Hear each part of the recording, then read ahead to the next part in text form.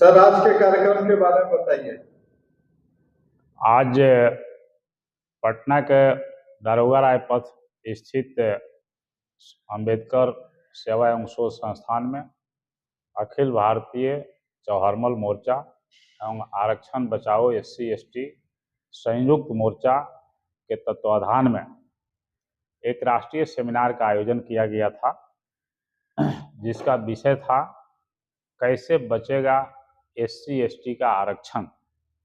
इस पर जो है पूरे प्रदेश से जिला अध्यक्ष से लेकर के प्रदेश पदाधिकारी और बिहार में रहने वाले सभी राष्ट्रीय पदाधिकारी भी आए थे। उन लोगों ने अपना बहुमूल्य सुझाव दिया कि आए दिन SC ST का आरक्षण नए नए ढंग से इंक्रोच हो रहा है, उसको हड़पा जा रहा है और SC ST लड़कियों से नॉन SC ST के लोग सिर्फ आरक्षण हड़पने की नीयत से शादी कर रहे हैं और उसका आरक्षण का लाभ ले रहे हैं और इस तरह से SC ST के आरक्षण पर एक बहुत बड़ा खतरा मंडरा रहा है। इस वजह से सबका आज इस पर विचार आया, चिंतन आया, सुझाव आया और उसके तहत यह निर्णय आया कि हम लोग देश के महामहिम राष्ट्रपति महोदया को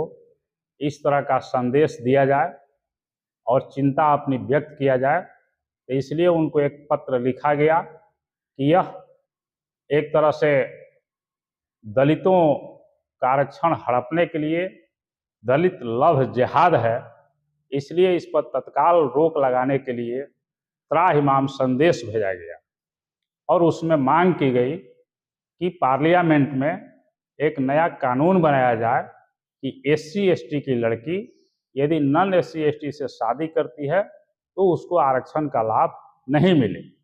तो इस संदर्भ में माननीय प्रधानमंत्री जी को, गृह मंत्री जी को और लोकसभा के माननीय सभापति, राज्यसभा के माननीय सभापति को पत्र लिखा गया और साथ ही इसी आशय का पत्र निर्णय लिया गया कि सभी MP को, वहाँ के लोग, स्थानीय लोग समूह में उनको आवेदन दे करके उनसे आग्रह करेंगे कि पार्लियामेंट में इस आशय का आप प्रश्न उठाइए और एक बिल लाइए, एक नया कानून लाइए और उसके माध्यम से इस पर रोक लगाइए।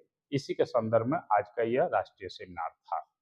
सर, जिस तरह से आपकी मांग है, उस मांग से तो कहीं अंतरजातीय विवाह और जातियां खत्म करने का जो सरकार का मुहिम है उसको ठेस पहुंचेगा, धक्का लगेगा, रुकेगा। सर, उसको कैसे जाति खत्म और अंतरजातीय विवाहों को आप ठेस पहुंचा रहे हैं, रोक रहे हैं?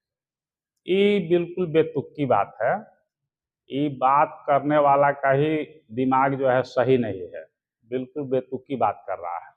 यहाँ तो बहुत पहले से गरीबों की लड़कियों को देवदासियों के रूप में इस्तेमाल किया जाता था, कितना जाति प्रथा खत्म हो गई। यहाँ तो उल्टी बात है।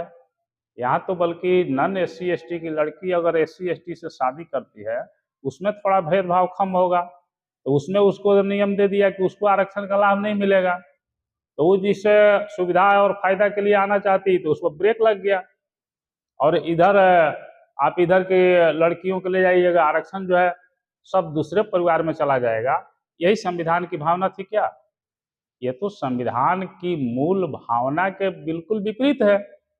संविधान में SC ST को आरक्षण तो इसलिए दिया गया है ना कि उनकी उन्नति होगी, उनकी भलाई होगी, उनका स्तर अच्छा होगा। तो ये तो इस तरह से सब आरक्षण ही नॉन SC ST फैमिली में चला जाएगा, आरक्षण रहेगा, बचेगा कहाँ? इसलिए सब कोरी बात। तो क्या अंतरजातीय विवाह से आप सहमत नहीं है सर? कौन कह रहा है कि अंतरजातीय विवाह को से विरोध है? हम तो सिर्फ ये कह रहे हैं ना कि उसको आरक्षण का लाभ मत दीजिए और खूब विवाह कीजिए। कौन रोक रहा है? कहाँ इस पर हम विवाह पर रोक लगा रहे हैं? हम तो सिर्फ कह रहे हैं कि आरक्षण का ऐसा प्रावधान कीजिए कि आरक्षण का लाभ सिर्फ SC ST परिवार में रहे और उसके बाद आप देखिए कितना लोग शादी करते हैं। तो कहीं कहीं पर निगाहें और कहीं पर निशाना, ये कैसे चलेगा?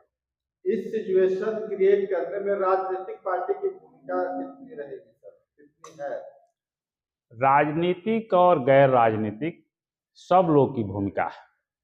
लोग क्षणिक फायदा लेने के लिए बहुत लोग को देखिएगा प्रैक्टिकली कि इधर जहाँ भेदभाव है यूपी बिहार में थोड़ा, यहाँ भी शादी ब्याह किए हुए हैं, चले गए हिल एरिया में, असम में, अरुणाचल में, मणिपुर, नागालैंड, साउथ में, बम्बे, महाराष्ट्र में, तो वहाँ भी लोकल का फायदा लेने के लिए वो उधर भी शादी कर लिए हुए। तो थोड़ा सा फायदा लेने के लिए लोग ऐसा करते हैं।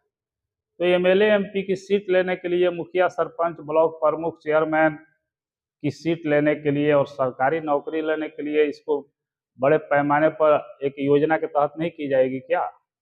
इसलिए हमको उस इंटेंशन से मतलब है कि भाई इस इंटेंशन से पूरे एससी एसटी समाज का नुकसान होगा। तो हम तो सब लोग से अपील करते हैं, हमारा किसी से व्यक्तिगत कोई इसमें मतभेद या झगड़ा नहीं है। हम तो चाहेंगे कि तमाम लोग इस बात की गंभीरता को समझें और सब लोग सहमत हों कि इस तरह का एक कानून बन जाए कि एससी एसटी का आरक्षण प्रभावित नहीं। सर 2025 में बिहार में चुनाव होने वाला है, क्या ये रूल उसमें भी लागू हो सकता है? क्या बड़े पैमाने पर आरक्षण का इस तरह से इस्तेमाल किया जाएगा?